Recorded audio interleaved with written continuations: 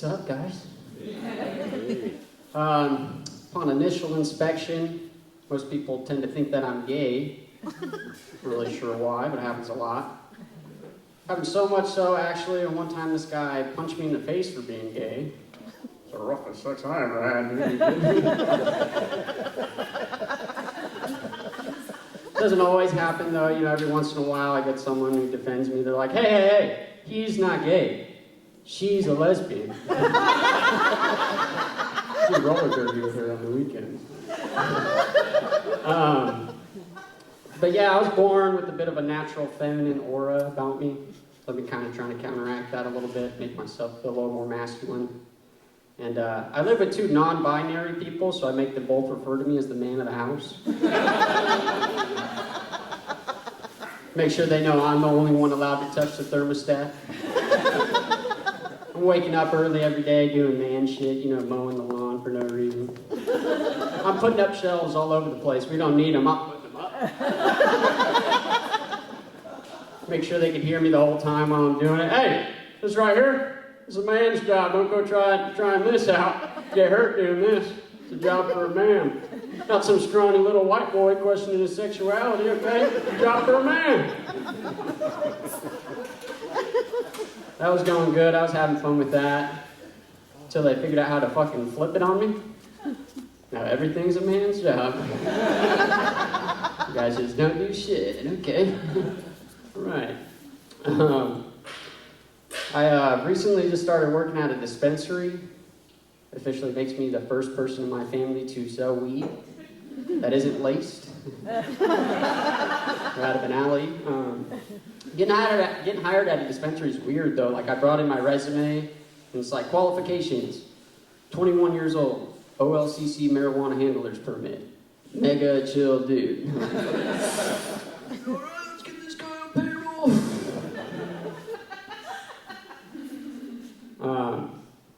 Yeah, my favorite part about working at the dispensary though is like all the different strain names. You guys ever been in there? You guys know what I'm talking about, right? Yeah, my favorite, we just got this new dab and it's called Double Motorboat. This lady comes in, she orders one, she's like, hi, yeah, I'd like one double motorboat. I'm like, yeah, let me just go grab my coworker from the back and we'll get you taken care of. She's like, no, the strain. Seriously, man, it's no strain at all. I'm happy to do it. Pleasure's all mine. It sucks though. The only like downside of working at the dispensary, I would say, is now that I work there, everybody thinks I'm some kind of like weed expert. Always asking me like ridiculous questions. We had this old man come in, he bought some weed, and then later that night when he got home, he called me up on the store phone. He wanted to know if he could smoke his weed and then still take Viagra afterwards. I'm like, well, buddy, you already smoked the weed? Oh, well, yeah, I did. You better take your chances then, big guy. At your age, you might not get another shot. Or baby, go home. I say take two, go to bang. Yeah, it's been fun though. Little fun fact about me, I don't know if you guys knew this already, but I'm uncircumcised. So if you didn't know, it'd be a little weird. Something interesting though, I found out, I had no idea that uncircumcised penises are actually more sensitive than regular ones. And I had no idea until I caught mine protesting a Bud Light commercial. I looked down, I'm like, are you sure you're not a fucking pussy, dude?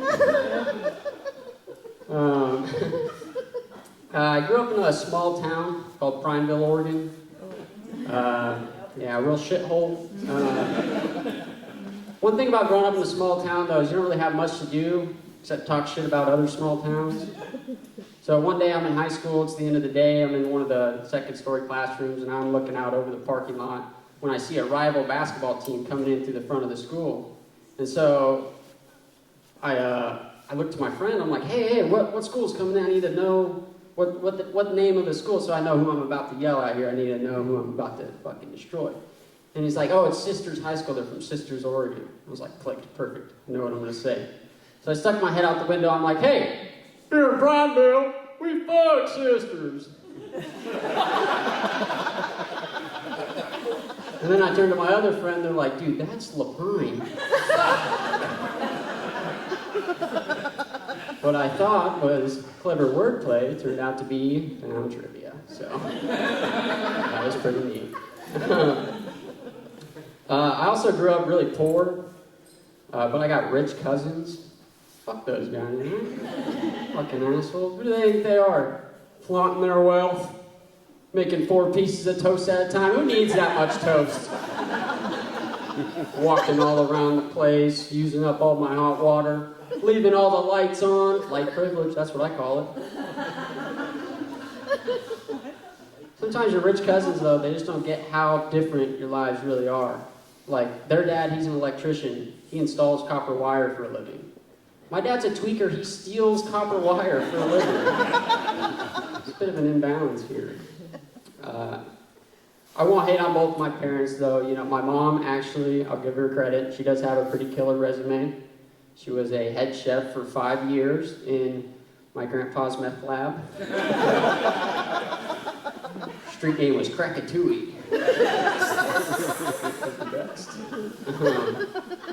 I will say this about my dad, though. Even though he's never had a steady job, he's got a lot of side gigs, knows how to hustle. Every winter, he tries to dress up like Santa, and every winter, I don't have the heart to tell him that no kid is going to believe in a Santa Claus that only has half his teeth. Like, what are you going to do? Convince him he lost a bet to the tooth fairy? How is this going to work? He'll go and like apply at all the different like shopping centers and fairgrounds and stuff in his Santa costume. And one year he actually got hired and then fired the same day because he was asking the kids to steal money out of their parents' wallets.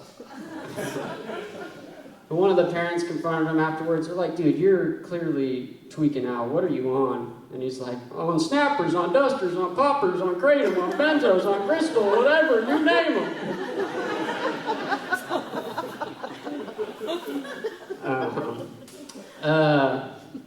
Do a little crowd work here. How about that? You know, shake things up a little bit. I got a little life hack for you guys. Anybody here mentally ill?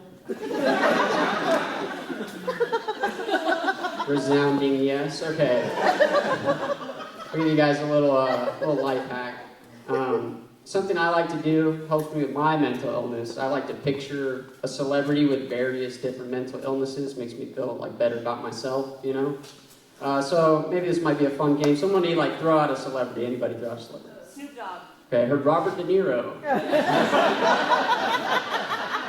It's a weird suggestion. A little hacky. I'll go with it.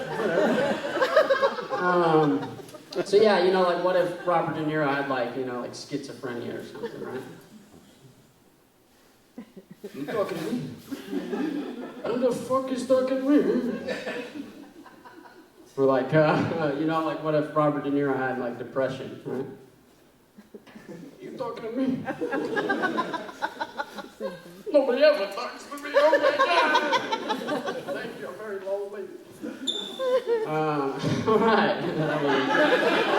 We got through it.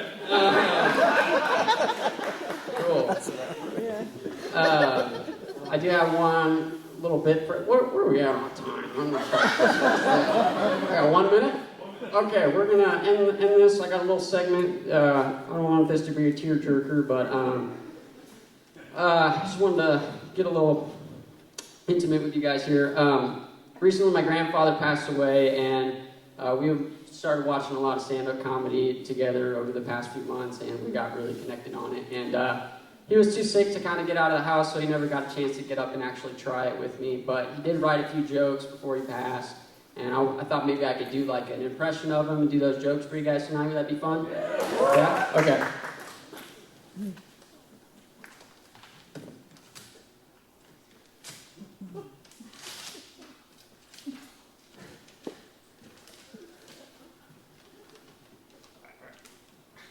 Just gonna get into character. What is another word British people use for cigarette? Same thing I call my grandson Trap. What the fuck?